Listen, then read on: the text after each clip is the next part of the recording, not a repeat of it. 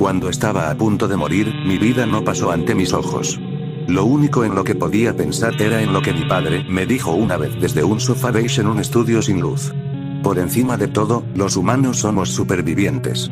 Cuando uno ha agotado toda posibilidad de supervivencia, la mente ampliará su idea de lo que es posible. Piénsalo de esta manera. Estás solo en el bosque y te escondes de los lobos que te están cazando. ¿Llamas para pedir ayuda? Por supuesto que no, había dicho.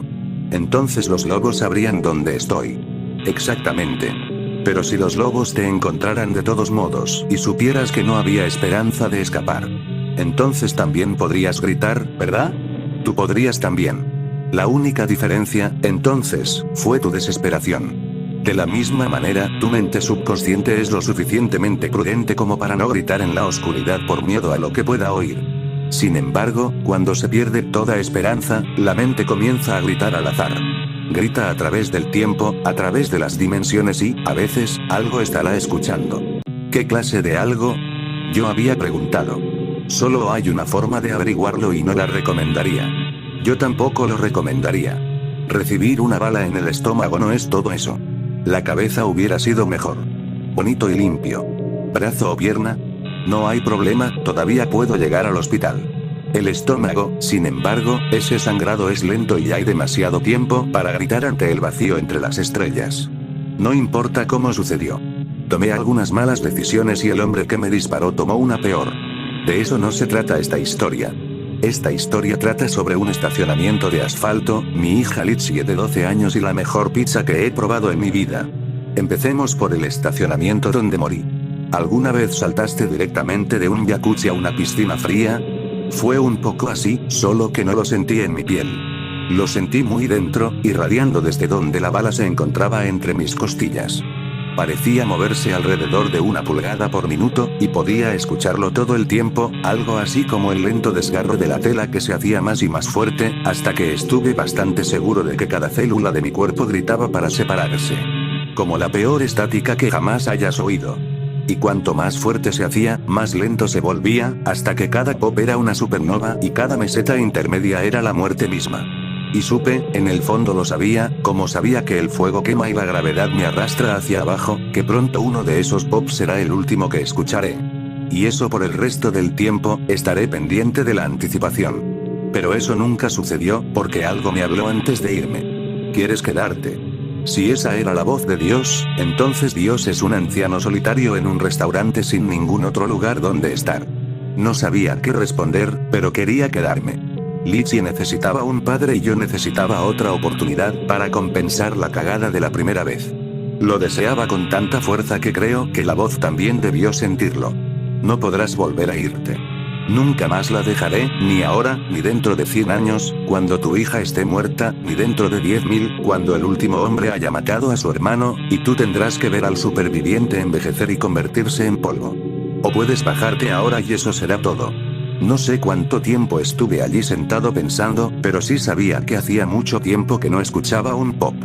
Ese silencio seguro puede ser pesado. También sabía que preferiría pasar el resto del tiempo pensando en cómo me esforcé al máximo por mi hija que dejar que mi último pensamiento fuera el odio hacia mí misma y el arrepentimiento. Y tan pronto como supe eso, la voz también lo supo. Estallido al otro lado del cielo y de regreso. Pero no de regreso, no como debería hacerlo. Yo era menos que la sombra de una sombra, una ligera brisa que soplaba en un día tranquilo. Y nada rompió mi corazón como permanecer en la habitación de Lizzie y verla mirar la puerta para que yo regresara a casa. Y nada dolía tanto como no poder abrazarla y decirle que estaba aquí, o verla alejar su comida hasta que pude ver su clavícula como si fuera una serpiente debajo de su piel.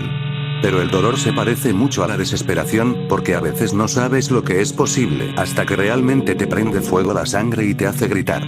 Porque una noche me dolió tanto y arremetí con tanta fuerza que sucedió algo bastante milagroso. Una botella de agua se cayó del costado de su mesa de noche y cayó sobre la alfombra. Lizzie no había insistido. Estaba acostada boca arriba, mirando al techo como hacía la mayor parte del tiempo.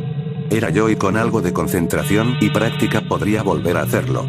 Pequeñas cosas. Deslizar un bolígrafo sobre un escritorio, hacer estallar una burbuja o besarla en la frente con la ligereza de una mariposa. Entonces, una vez que vi su sonrisa y tocar su piel con los dedos, supe que ella también lo sentía. Podría aprender a estar en su vida, pero llevaría tiempo. No tuve el lujo. No es que tuviera miedo de que Lizzie se hiciera daño. Al menos no a propósito. Sin embargo, tuvo que mudarse y vivir con mi hermana y, como una flor al sol, podía verla marchitarse día a día. Dejó de ver a sus viejos amigos y no habló con nadie en su nueva escuela. Mi hermana no tenía idea de cómo comunicarse con ella, así que simplemente le daba dinero a mi hija cada vez que se sentía culpable. ¿Qué va a hacer un niño de 12 años con nada más que tiempo, dinero y dolor? Al principio fumaba cigarrillos a escondidas, pero no permaneció inocente por mucho tiempo. Supongo que la manzana no cae lejos del árbol. Muy pronto estaba comprando una bolsa de pastillas al conserje de la escuela cada semana como un reloj. ¿Qué podría hacer al respecto? ¿Respirar en el cuello de ese bastardo? ¿Soplarle un poco de arena en el ojo? La flor se estaba marchitando más rápido que nunca y Lizzie nunca guardaba dinero en el bolsillo por mucho tiempo. Para empeorar las cosas, la culpa de mi hermana no duró hasta el tercer mes. A Lizzie le cortaron la asignación y, de repente, lo único que había hecho para aliviar el dolor quedó fuera de su alcance. Todo lo que hago es ver la brisa en su frente arrugada cuando suda para dormir o se muerde las uñas hasta que sangran. Lizzie se enfrentó al conserje al día siguiente y no fue agradable. Ella lo empujó en el pasillo en pleno día, prácticamente gritándole frente a una docena de niños. Si ella había adquirido uno de mis malos hábitos, los había adquirido todos. Sabía que en su carita hervía que las cosas solo iban a empeorar a partir de aquí. Tuve que esforzarme más. Mi siguiente avance llegó en forma de mosca doméstica. Lo estaba empujando hacia adelante y hacia atrás cuando comencé a seguir el ritmo de su movimiento. Muy pronto tuve ese ritmo, y antes de darme cuenta de lo que estaba pasando ya estaba adentro mirando hacia afuera, desviándome violentamente para evitar estrellarme contra una pared. El shock hizo que mi mente regresara a donde estaba, pero no fue difícil volver a entrar. Luego, durante una fracción de segundo, una araña, grillos e incluso una ardilla, me estaba abriendo camino entre animales ingenuos. La mente animal también estaba ahí, pero estaba mejorando en mantenerlas bajo control. Muy pronto podría enviarle un mensaje de alguna manera, o incluso convertirme en su amigo a través de un perro o un gato. Pero muy pronto no fue suficiente. Lizzie era terca y, al igual que su padre, no aceptaría un no por respuesta. Una noche salió de su habitación y se escabulló de la casa mientras mi hermana dormía. No tenía coche ni dinero, pero sí un martillo, y eso me asustó aún más. Recorrió toda la ruta de 2 millas hasta su escuela, con el rostro tan inexpresivo como si todavía estuviera acostada en la cama y mirando al techo. Intenté intervenir deslizándome en la mente de algunos meses que pasamos, pero incluso estos de repente se me hicieron demasiado difíciles. No pude seguir su ritmo. No me sentí como una polilla. Me sentí como su padre, el peor padre del mundo, incapaz de detener lo que pasó después. Irrumpió por la ventana del laboratorio de computación y robó una docena de computadoras portátiles de la escuela. Los escondió entre los arbustos a la vuelta de la esquina, luego caminó hasta casa y volvió a meterse en la cama como si nada hubiera pasado. A la mañana siguiente, abandonó el autobús después de que la dejó, y luego fue directamente a las computadoras ocultas y a una casa de empeño cercana. Una hora más tarde estaba de vuelta en la escuela, con un fajo gigante de billetes en el bolsillo y una nota médica falsa para la recepción. Me habría sentido casi orgulloso si no hubiera estado mirando su rostro todo el tiempo. No había visto tanto silencio y autodesprecio desde la última vez que tuve un cuerpo para mirarme en el espejo. ¿Cuánto trajiste? Fue su primera pregunta para el conserje después de la escuela. Estaban debajo de las gradas del campo de fútbol. ¿Cuánto conseguiste? Preguntó. No seas tan estúpido. Sacó todo el fajo de billetes. Creo que ni siquiera lo contó. A ella no le importaba, siempre y cuando obtuviera lo que había venido a buscar. El rostro del conserje se iluminó como el de un niño en Navidad. Él extendió la mano para tomarlo y ella lo dejó. Ella se metió las manos en los bolsillos y esperó mientras él lo ojeaba, mirando subrepticiamente por encima del hombro mientras lo hacía. Quizás esta sea la última vez. Tal vez tome un montón de pastillas, se enferme y no quiera volver a tocarlas nunca más. O tal vez estará drogada durante un mes y, cuando recupere la sobriedad, yo ya estaré un poco más lejos de su mente. Tal vez seré más fuerte para entonces y pueda abrazarla como se supone que debo hacerlo y decirle que todo va a estar bien, pero el conserje no creía en un día. Se metió el dinero en el bolsillo y, tan tranquilo como un pepino, empezó a alejarse. ¿A dónde carajo vas? Lizzie susurró tan fuerte como se atrevió. El conserje empezó a caminar más rápido. Si se parece en algo a su padre, justo en el momento justo, carga contra él, lanzándose sobre su pierna y envolviéndose alrededor de ella. Él la patea, pero ella se aferra con fuerza. Solo dámelo. Se lo diré a todo el mundo. No te atreverías. Puedo adivinar de dónde sacaste el dinero. Toda la escuela está hablando de ello. Aléjate de mí. Joder, ¿me importa? Se lo voy a decir al director. Y la policía. Y la vaca gorda de tu madre, no sé si tenía intención de pisotearla. Todo sucedió demasiado rápido.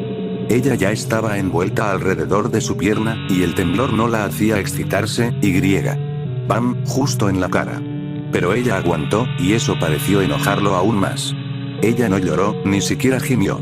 Ella simplemente cerró los ojos y se aferró como un hombre ahogándose el último palo de madera del mundo. Nunca, ¿me hablas, otra vez?, dijo entre patadas. Cada uno era más difícil que el anterior, como si estuviera tratando de sacar toda una vida de frustraciones de una vez. La pateó como si fuera cada mujer que alguna vez no lo amó y cada hombre al que alguna vez había admirado y decepcionado. Como si fuera el único poder que había tenido en su miserable vida, y no podía parar porque nunca lo recuperaría otra vez. Él la pateó y se odió a sí mismo por hacerlo, y eso hizo que la pateara aún más fuerte. Esa rabia, ese dolor, esa desesperación impotente, ese es un ritmo que puedo entender. Estaba dentro de su cabeza de repente y no iba a dejarlo ir. Sentí su mente gritando dentro de mi cabeza, pero a Lizzie ya no la pateaban, y eso era todo lo que importaba. Todo lo que él había invertido para lastimar a mi hija lo vertí en él, aplastando su espíritu hasta convertirlo en una sombra, menos que una sombra, y luego nada más que un pensamiento distante en el fondo de mi mente. Estaba vivo de nuevo. Tenía un cuerpo. No me rebotaron, no podría salir aunque lo intentara. Y yo estaba de pie junto a mi hija apenas consciente que yacía sangrando y llorando en el suelo. Caí de rodillas junto a ella y comencé a llorar también. No había nada más que hacer. Intenté alcanzarla, pero ella retrocedió como si yo fuera una serpiente. ¿Cómo podría culparla? Ella acababa de ver este cuerpo golpearla hasta dejarla sangrienta. ¿Cómo podría hablarme después de esto? Ella empezó a correr, pero no podía permitir que eso sucediera. Si la dejaba salir de mi vida, ella nunca confiaría en mí lo suficiente como para dejarme volver a entrar. Esta era mi única oportunidad y no podía desperdiciarla. No fue difícil atraparla en el estado en el que se encontraba. Y el conserje había elegido bien su lugar. No había nadie más alrededor del campo de fútbol. He estado observando el tiempo suficiente para saber qué auto le pertenecía, y no me tomó mucho tiempo obligar a Lizzie a entrar y pisar el acelerador. ¿No se cansa el odio con el tiempo? Estaré ahí para ella y la protegeré de ahora en adelante. Ella comprenderá lo mucho que lo intenté un día y me perdonará. ¿A quién le importa si las líneas de mi cara son diferentes o si le canto para dormir con una voz desconocida? Soy su padre y la amaré hasta el fin de los tiempos. Le tomó casi un año hablar conmigo, y casi 3 antes de decirme, ¿podemos comer pizza esta noche, papá? Pero ¿sabes qué? Fue la mejor pizza que he probado.